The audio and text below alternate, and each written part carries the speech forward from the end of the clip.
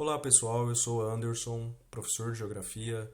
Vamos dar continuidade aí ao estudo do mundo desenvolvido, ou seja, dos países ricos, e vamos encerrar o tema da globalização e no final dessa aula vamos resolver algumas questões.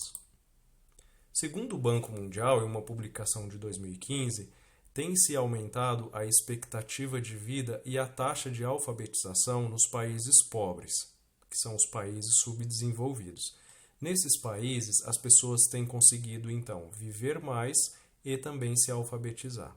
Mas, por outro lado, essa mesma publicação, ela traz algumas informações referentes às condições de vida das pessoas no mundo, como, por exemplo, a situação de miséria. 865 milhões de pessoas vivem em situação de miséria.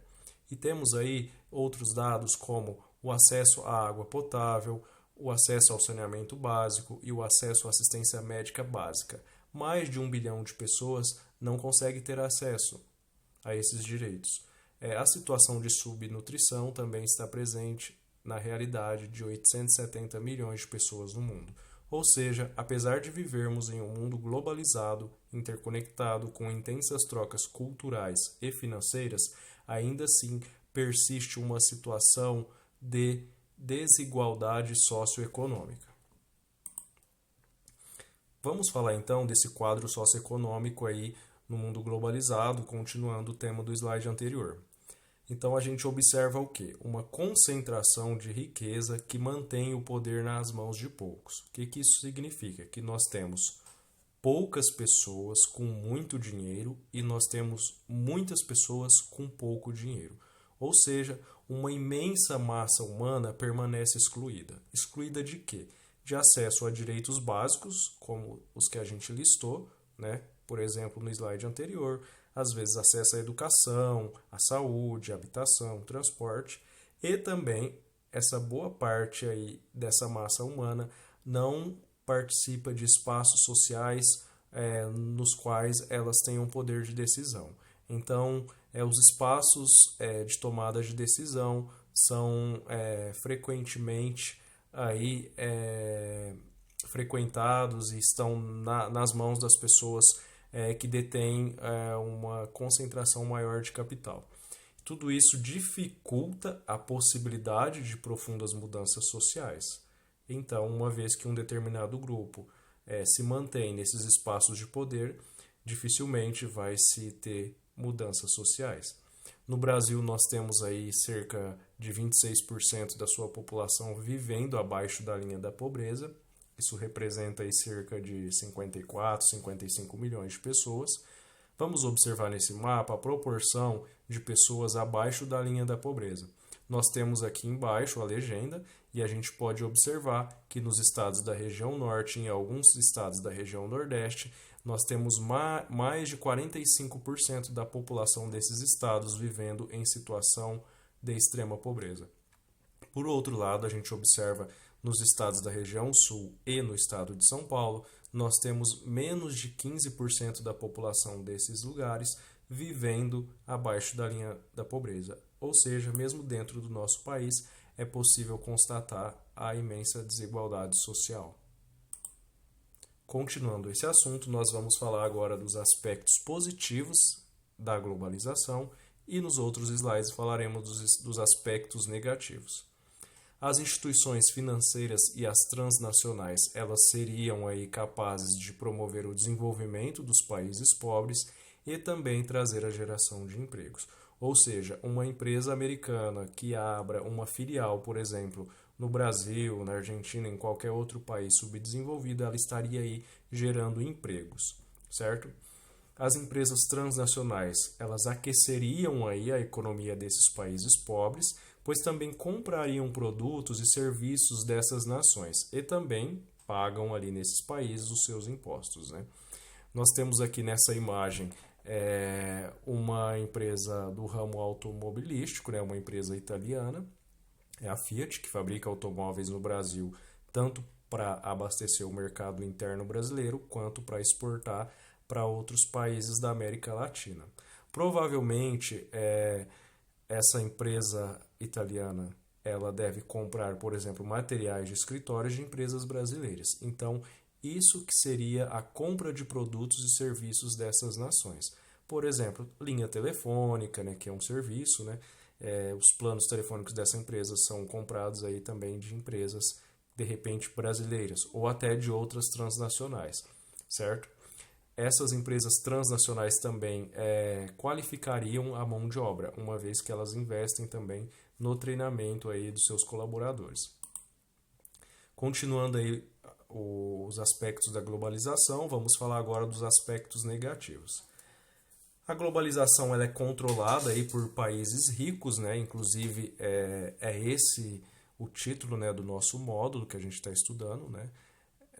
A globalização ela é controlada então por nações desenvolvidas como os Estados Unidos, França, Alemanha, Japão. São esses países que têm sob seu poder a maior parte das transnacionais, né? E também que influenciam aí culturalmente os outros países. Os países pobres nesse mundo globalizado, eles acabam fornecendo aí a sua mão de obra mais barata.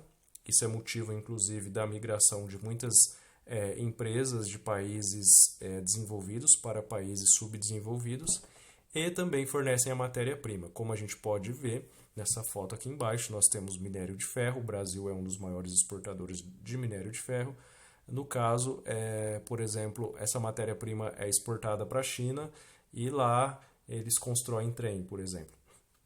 Nós temos, então, que as transnacionais, os lucros que elas obtêm nos países pobres, esse dinheiro ele volta para o país de origem, ele não fica ali no país subdesenvolvido, né? Volta para os donos dessas empresas, né? E também as transnacionais, a mudança delas de unidades, ou até mesmo a instalação de filiais, ou mudança de unidades de fabricação dos países ricos para os países pobres, isso gera desemprego, né, nos países ricos, porque essas empresas vão atrás de um custo menor de produção, uma vez que a mão de obra nos países pobres é mais barata, e acaba deixando aí essa situação de desemprego em alguns países desenvolvidos.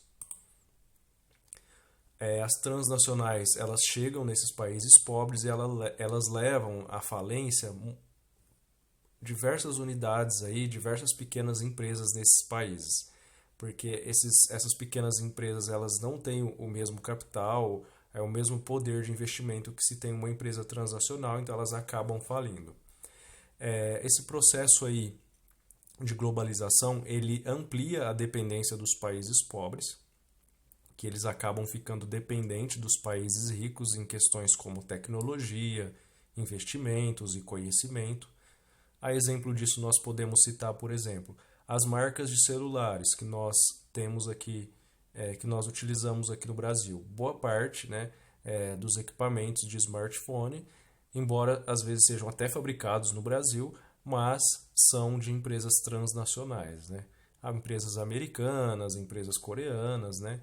Podemos pensar também nas marcas de TV e também, né, nas marcas de carros, né? Temos as montadoras que produzem aqui, mas são montadoras americanas, francesas, italianas e alemãs.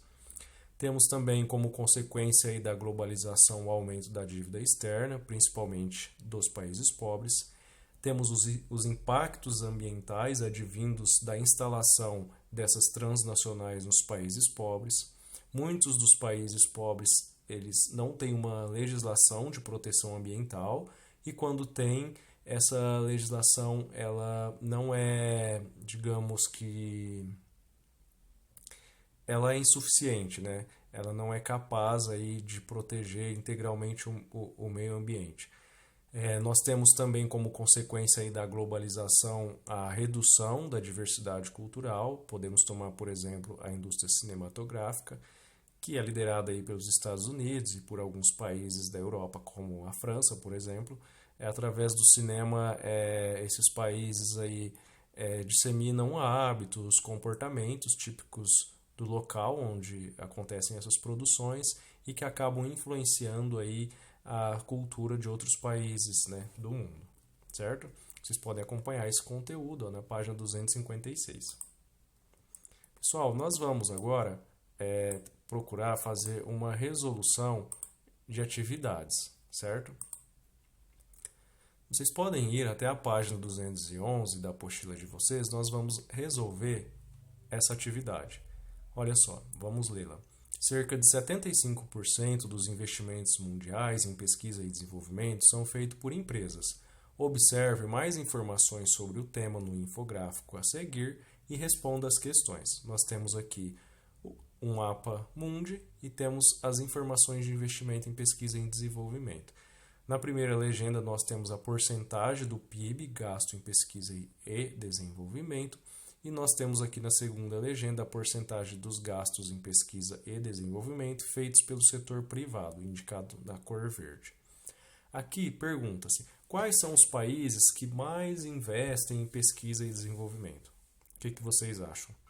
Vocês acham que são os países pobres que mais investem em pesquisa e desenvolvimento ou são os países ricos? Bom, vamos lá então responder essa pergunta. São os países ricos que mais investem em pesquisa e desenvolvimento. Quais seriam esses países? Podemos citar Estados Unidos, Austrália, França, Suécia e diversos outros países desenvolvidos. Nós temos também que alguns países emergentes investem também em pesquisa e desenvolvimento, como é o caso da Tunísia e da Coreia do Sul, que são países subdesenvolvidos, mas são emergentes, né? São países industrializados, eles investem significativamente em pesquisa e desenvolvimento. Nós temos aqui a letra B. Em quais países o investimento em pesquisa e desenvolvimento do setor público é maior do que o do setor privado? Vamos observar então nesse círculo, certo? Então, nós está perguntando aqui quando o setor público é maior que o do setor privado, ou seja, a gente vai verificar quando nesse círculo a cor amarela é maior do que a cor vermelha, e vamos ver essa porcentagem. Vamos no Brasil primeiro.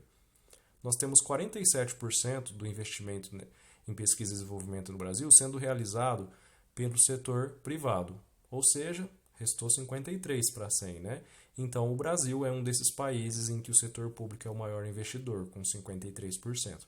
Temos essa mesma porcentagem no México, olhem só, 53% também, já que 47% é do setor privado.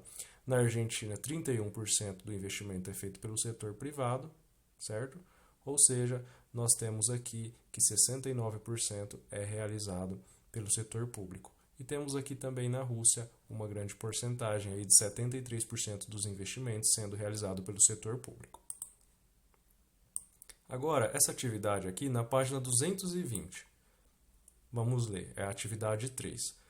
O seriado americano Terceirizados, exibido pela emissora estadunidense NBC, ela tem roteiro centrado no gerente de uma companhia de vendas que é transferido para um call center terceirizado na Índia. O programa ele apresenta de forma cômica os conflitos entre as culturas estadunidense e indiana. Assim como no seriado estadunidense, é muito comum que as empresas transnacionais instalem centros em países emergentes, como a Índia. Que relação pode ser estabelecida entre esse movimento e a terceira revolução industrial? Que motivos levam as transnacionais com sede em países desenvolvidos a instalar filiais em países desenvolvidos? Bom, vamos falar aí da questão da terceira revolução industrial, o que foi trazido aí de tecnologia durante esse período, né? Foi principalmente, né, o incremento e o crescimento exponencial da tecnologia, principalmente no setor produtivo e também no setor terciário também. Nós podemos falar aí sobre os motivos que levariam os países desenvolvidos a instalar filiais em países subdesenvolvidos. Nós falamos isso na aula anterior e falamos também nessa aula já, né? Principalmente a questão da mão de obra mais barata. Um outro aspecto que nós poderemos citar nesse exemplo específico aqui da atividade 3 é que na Índia o segundo idioma oficial é o inglês, porque a Índia foi colônia do Reino Unido, certo? Então esse é um outro fator, né, que facilitaria aí, por exemplo, a instalação de uma empresa americana na Índia, uma vez que o inglês é tido aí entre aspas como o idioma universal, né?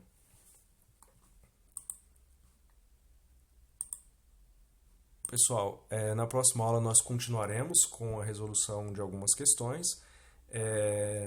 Espero que vocês tenham entendido o assunto. Oriento que vocês procurem a escola de vocês, entrem em contato com a escola de vocês, para que vocês retirem a apostila do segundo bimestre, porque tão logo ela estará sendo utilizada nas videoaulas seguintes. É isso e bons estudos!